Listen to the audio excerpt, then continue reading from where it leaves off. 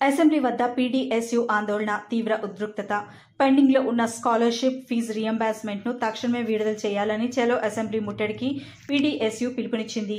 ఈ నేపథ్యంలో అసెంబ్లీని ముట్టడించేందుకు ప్రయత్నించిన పీడీఎస్యూ నాయకులను అరెస్ట్ చేసిన పోలీసులు. దీంతో పోలీసులకు విద్యార్థులకు మధ్య తోపులాట జరగ్గా ఉద్రిక్తత నెలకొంది.